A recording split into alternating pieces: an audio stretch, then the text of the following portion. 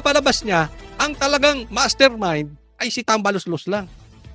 At si Bongbong Marcos, malinis. Gago lang ang maniniwala sa sinasabi ni Chanco na yan. Pwede bang makakagalaw yun? Makakagalaw lang basta-basta si Tambi? Sino bang naglagay dyan? Bilang speaker. Hindi po pwedeng walang kamay mo yan, Bongbong Marcos. Kaya sabi ko, posibleng naglalaro din to si Chanco, pero mayroon pa rin go signal yan para siraan si Romualdez, para ilaglag si Romualdez. Kaya nga ikaw, Tambi, nilalaglag ka na. Dapat sagutin mo to kasi itong drama ni Chanco na ito, tinatanong, nakakapagtaka, bakit hindi sumagot si Tambaluslos? Hindi ko alam kung hindi lang kinakwento ni Chanco yung sagot. Posibleng sinabi ni Tambaluslos, o sige, eto na sa'yo para may Ferrari ka rin. O eto na sa'yo para meron ka rin sa Forbes Park. O eto sa'yo para meron ka rin sa helicopter. Ayos na tayo. Posibleng hindi lang kinuwento ni Chanco, pero posibleng nangyari yun. Pero walang loko-loko maniniwala na hindi nagkaroon si Bongbong Marcos doon. Huwag na tayong maglokohan. Huwag nga natin gawing gago mga Pilipinas, ay ang mga Pilipino. Huwag natin gawing tanga. Kaya dapat ikaw, Tambaluslos, nilalaglag ka ng harap-harapan. Sabihin mo na rin ang katotohanan. Hindi ka sasagot. Pag hindi ka sumagot sa sinasabi nitong si Chanco, guilty ka. Ganun kasimple. Pinipilit kang tinatago ng nila Boying. Di ba parang nilalayo sa'yo. Pilit nilalayo sa'yo nila Ping Lacson, nila Soto. Tapos bigla kang ilalaglag ng presidente. Ilalaglag yan. Sinasabi, oy, si Tambalus, yung pinsang ko lang ang may problema. Ako wala. So it's your time magsalita. Kasi hindi talaga titigil ang tao hanggat walang big fish. Kaya sabi ko, habang may panahon ka pa, Romualdez, maniwala ka. Sooner or later ilalaglag ka. Hindi lang natin alam kung gaano katagal. Pero ilalaglag ka. Unahan mo na. Diyan. Wala akong nagagawa. Then tinuloy na niya. 2 taon na ako dito, wala akong napapagawa dahil kayo ni Salvi kinukuha niyo yung pera ng Congress. Paano may mapapagawa si Bongbong Marcos wala namang talagang alam yun? Di ba? Totoo naman eh. Oh, nagnanakaw lang ng proyekto yun. Nilalakaw niya lang yung mga proyekto ni PRRD. Yung mga tulay ni PRRD, ninanakaw lang niya. So he knew. Yun ang sinabi niya. Tapos may listahan siya nung mga kinuha niya yung cellphone, may listahan siya ng flagship projects na nilagay sa program. Itong mga to, linagay nyo sa program. Tapos idingit nyo yung mga proyekto nyo. Ang pangako ni Martin noon is, we will return it sa BICAM, which did not happen. Kaya lalo siyang nagalit noong January. Oh. That made us all silent, by the way. Kasi parang imposible, hindi sumagot si Martin Romualdez. Ganun lang yun? Walang pakinabang si Bongbong Marcos? Nagalit na pala siya kay Romualdez, tuloy-tuloy pa rin nangyayari. Nagalit na siya kay Romualdez, yung investigasyon ngayon hindi napupunta kay Romualdez. Nakikita natin, nahaharang. Ganun ka-stupido yung presidente natin ngayon. Sa bagay, may punto. Talagang stupido. Kasi itong sinasabi ni Chanco, posibleng nagsasabi ng totoo ang presidente dahil stupido siya. Wala lang siya talagang alam, hindi niya na-control. O talagang kasabwat siya nagsisinungaling. Ako, mas naniniwala akong kasabwat siya. Hindi po pwede. Hindi talaga po pwede. Na tanga lang siya. Nalaman nga niya, ba't meron ba siyang ginawa? Meron ba siyang intentional na ginawa para mahinto ito? Wala, nagkuda-kuda lang siya eh. Hanggang ngayon. Ang gulo ng investigasyon niya. So when the anomalies were... Wag po natin kakalimutan. Even yung anak niya, kasamahan ni Romualdez. Imposibleng wala din yung anak niya. Imposibleng hindi nakinabang yung anak niya na si Sandro. Sila nga ang tinaguriang pork barrel kings. Mas malaki pa ang pork barrel di umano ni Sandro. Pumapangalawa lang. Isipin mo. Number 1, anak mo. Number 2, pinsan mo. Tapos wala kang alam. Ano yun? discovered, how did the president react? When the ghost projects were discovered, or went out to media, or may mga nagpa-interview na very lavish lifestyle, how did the president actually reacted to this situation? Did he look at Congress or Martin as the culprit, or paano ba? Hindi, kasi nung yun, nangyari yun November, di ba? Okay. November, so galit na galit siya. Then, hindi pa rin napasok doon sa BICAM. So parang 'di ba nangako ka na Toby, did you ibabalik realize- mo, tapos hindi mo binalik, doon na talaga I think. Toby, do you realize that you can be summoned to be a witness to any criminal prosecution against Martin? Okay lang, totoo. I mean, the problem is when I'm asked a question, I cannot lie. 'Di ba? I cannot lie. I mean, hindi ko naman ito kinikwento openly. The reason I was forced to this, 'di ba? Lagi kong sinasabi pinagalitan. Pero yung detalye, napilitan lang akong ikwento. No, I did not want to discuss it because kung nahandyan ka, parang isip ko nga nun, bakit pa ako sinama dito? Hindi na lang kayong dalawa mag-usap, Oo di nga, ba? pagkakasali. Eh, okay. Exactly. Tama yung sabi niya. Bakit hindi na lang kayo mag-usap? Ako nagtataka lang din doon. Bakit? Papagalitan lang pala, isinama pa si Chanko. Or, next question, bakit ikaw, Chanko, ang napili niya na nasa harap para pagalitan si Tambaluslos, yung kanyang pinsan? Ang pinakadahilan niyan, naglilinis kamay. Gusto lang niya ipagmalaki na ako malinis, yung pinsan ko lang ang magnanakaw.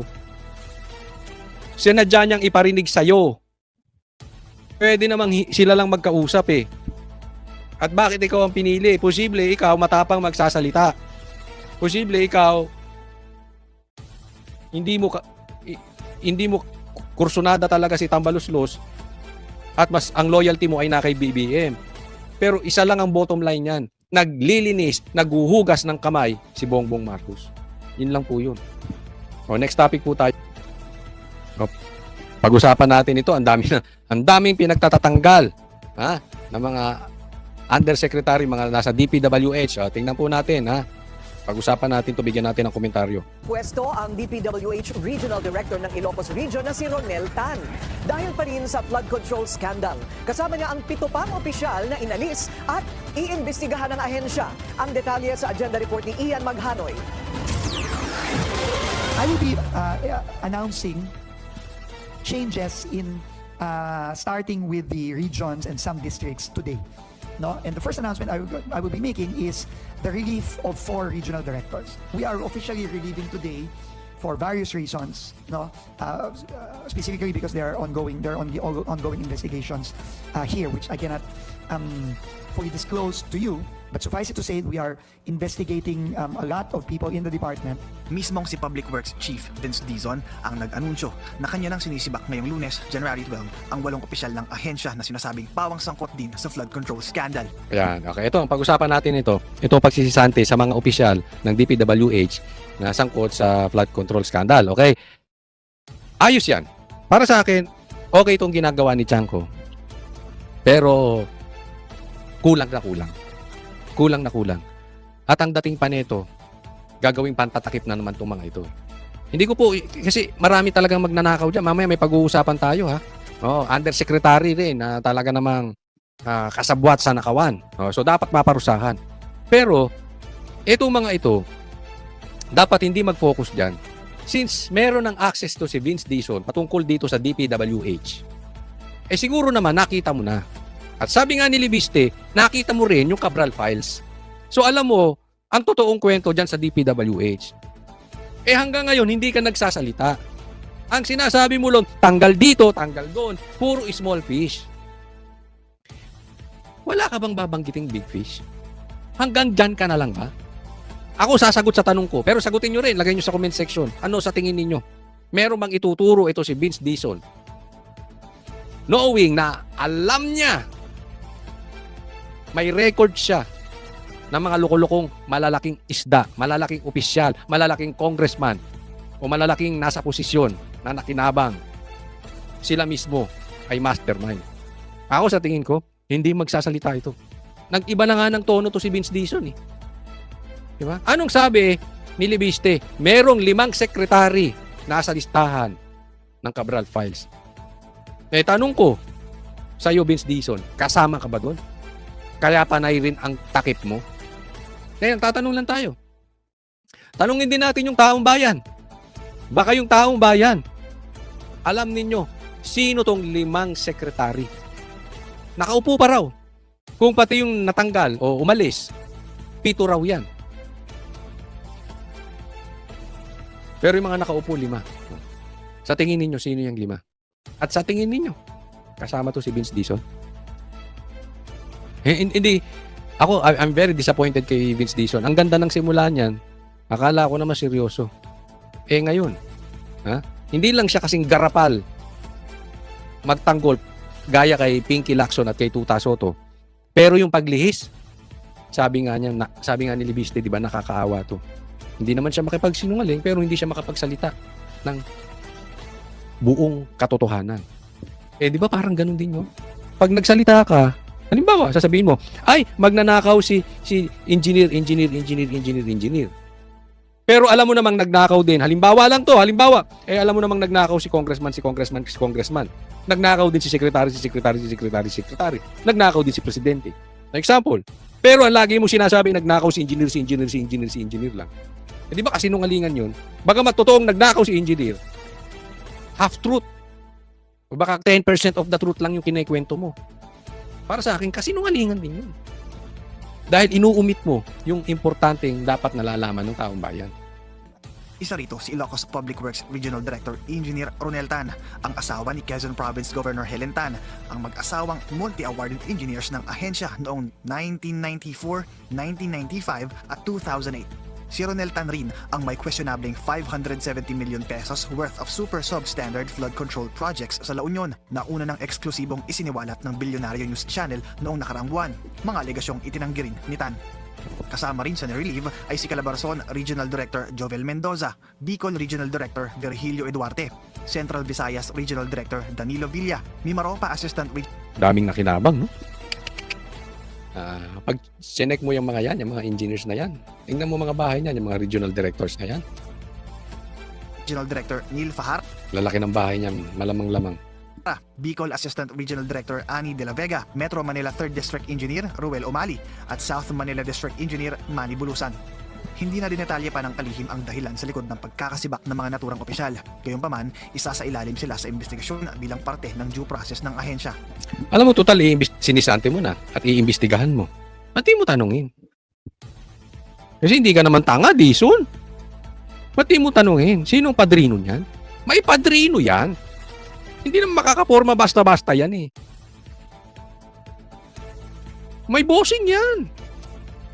Mahirap sa'yo, Vince Dizon. Medyo hindi namin gusto na tono mo ngayon, ha? Ito.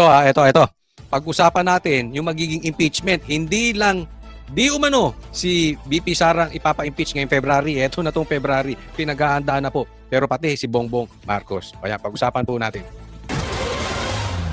Matapos ideklarang unconstitutional ng Korte Suprema ang impeachment complaint laban kay Vice President Sara Duterte noong nakaraang taon, pinagbawalan din ang pagsampa ng panibagong reklamo. Pero sa February 6, bubuksan na muli ang pagkakataon para sa panibagong impeachment complaint. At ang palasyo, tila hindi itinangging nagbago ang tindig ng Pangulo patungkol sa posibleng panibagong impeachment complaint laban sa bise. Ang tanging tugon lamang niya sa akin ay kung ano po ang pagtrato sa pag-iimbestiga sa flood control projects, mga anomalyang flood control projects. Ganon din po ang gawing pagtrato sa paggagawa or sa pag-iimbestiga patungkol dito sa impeachment complaint. Yon. Teka muna, ha? Okay. Nagbago. Saglit, ilagay lang muna natin dito sa wag na si Claire, yung mukha. Yan. Okay. Naalala nyo po, dati, ang stand ng ni Bongbong Marcos patungkol sa impeachment ni VP Sara, parang hugas kamay. No? Parang dumidistansya sa madaling salita. Pero pag tiningnan po natin ngayon, nag-iiba na ng tono ang presidente. Parang sabi niya, tatratuhin ko yung impeachment ni VP Sara kung paano niya tratuhin yung pag-iimbestiga sa flood control projects na dapat managot o yung sangkot di umano sa nakawan sa ghost projects ay managot. Parang ganon, di ba? So nag-iba na. Dati dumidistansya siya. Ngayon, managot na ang dapat managot. Okay. So, ikinukumpara etong ghost projects kung paano niya tinatrabaho at saka itong impeachment ni VP Sara. So sa madaling salita, may bago na namang pangako si Bongbong Marcos kay Sara. Ano yun? Ha? Ano sa tingin nyo ang bagong pangako ni Bongbong Marcos kay Sara? Hidden po ito. Ha? Hidden to. Maaaring may pag-uusap si Bongbong Marcos at saka si VP Sara. O, hindi natin alam. Pero ito nangangahulugan dyan. Ha? Si Bongbong Marcos pagtatakpan si VP Sara. Uy, grabe. Paano naman? Saan mo naman nakuha yung balita na yan? Kay Claire Castro. Pangako niya yan kay VP Sara. Bagong pangako, hindi yung dating pangakong napako, ha? Ngayon po yung pangako Bakit? Paano ko nasabi? Paano niya ba tratuhin yung pag-iimbestiga sa ghost projects? Paano ba nila nilulutas yung mga magnanakaw di umano sa ghost projects? Yung may mga flood control projects. Paano? Yung pangunahing sangkot, yung pangunahing, o sabihin nating mastermind, yung pangunahing iniimbestigahan, nililihis. Di ba? Nakita nyo ba si Tambaluslos na naimbestigahan? Nakita nyo ba si Bongbong Marcos na naimbestigahan? So sa madaling salita, pagtatakpan ang mastermind o pagtatakpan yung pangunahing dapat iniimbestigahan. Sino ba ang pangunahing ini-impeach? Si VP Sara. O di pagtatakpan niya rin. Di ba? Ang ganda ng ang ganda ng pagkakadiskarte mo dito, Bongbong Marcos, ha? Kasi real talk po tayo. Ha? Kidding aside, real talk. Pasado ba sa inyo? Ilagay nyo dyan sa comment section. Pasado ba sa inyo ang trabaho ni Bongbong Marcos para malutas at mapanagot ang dapat mapanagot sa flood control projects? Ilang buwan na po yan, may nangyayari ba? Ang pangako niya, walang Merry Christmas. Itong mga lintik na itong magnanakaw.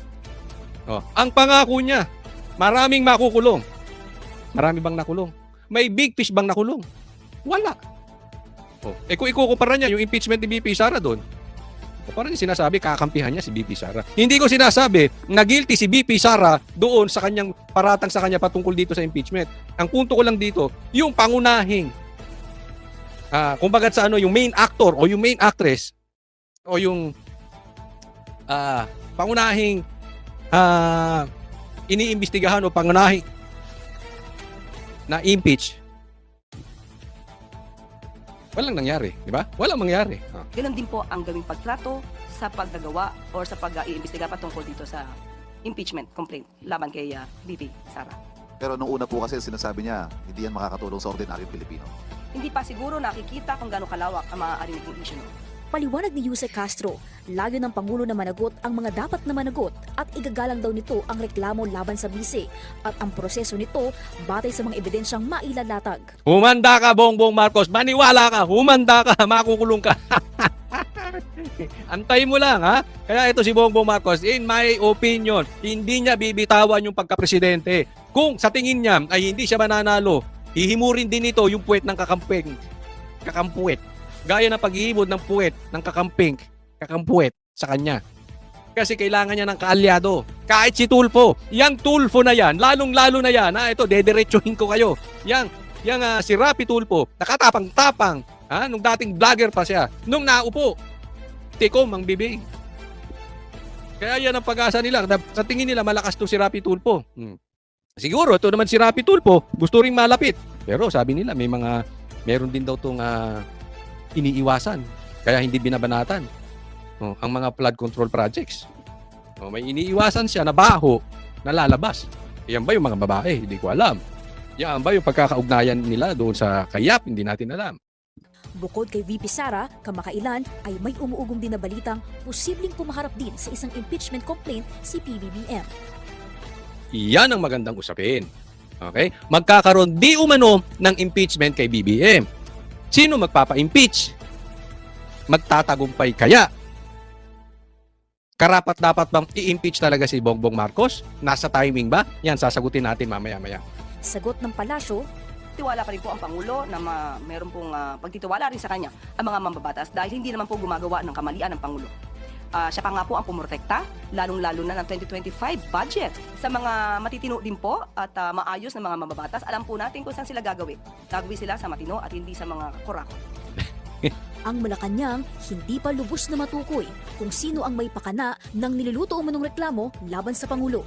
Ang paglalabas, di umano ng balak ng mga supporter ng mga Duterte na magsampa ng impeachment. Sinasabi ng iba, ito para makaiwas di umano ang Vice Presidente sa mga isyong paglustay at mga di umanong pagtanggap ng pondo, milyong-milyong pondo mula sa mga drug lords. Ang Pangulo po, unang-una, hindi po siya nagnakaw ng pera. Pangalawa, siya po ang Teka, sasagutin ko lang maiksi. Sabi daw, ang Pangulo daw ay hindi nagnakaw ng pera. Paano mo naman nasabi, Claire? Yung tulay nga ninakaw niya eh. 2 tulay na po ang ninakaw niya sa Duterte. Yung una, hindi naman sa kanya siya nagsimula nun. Si Sara, eto na naman pangalawa. Nasimulan din ng Duterte. Oh, tapos po, sasampa siya ron, aangkinin niya. Ganyan po katindi magnakaw yan si Bongbong Marcos. Yung isang very, very obvious na hindi dapat para sa kanya, kinuhan niya. Yung pakayang perang nakatago, yung pakayang confidential funds dito, hindi niya nanakawin. Puwe! Pangalawa, siya po ang nagpapaimbestiga sa mga maaanumalyang flood control projects at maaaring naging sanhi ng korupsyon. Ngayon, bakit niya pag-iimbestigahan? Ilang beses ko na po na-explain yan. Kaya lang naman niya pinaimbestigahan, in short, nangangamoy na. Pangatlo, wala po siyang Mary Grace Piatos. Yon, taga muna, mapunta tayo dyan. Ito na. Ito na ang banat ng abogado ni Bongbong Marcos. Alam mo, mapunta tayo dun sa asaran. Kasi, ganun ang datingan nito ni Claire. Alam nyo, may mga lumalabas na balita patungkol kay Bongbong Marcos na talaga namang nakakadiri. Siguro alam nyo na yon. At meron din lumalabas na balita na even yung kanyang kapatid ay addict tong si Bongbong Marcos. Kayo'y matanong ko. Involved na rin kaya si Claire? Ako napapatanong lang talaga ha. Kasi talagang ang asta ni Claire ay hindi astang Yusek. Talagang talagang nababoy ang PCO. So pag inisip po natin, parang ang dating talaga, gumagamit na rin kaya ito si Claire? Or talagang nabaon na siya kay Bongbong Marcos? Hindi ko alam kung ano ibig sabihin ng nabaon. Pero nabaunan na kaya ito ni Marcos. Yung nabaunan, yung wala na siyang kawala.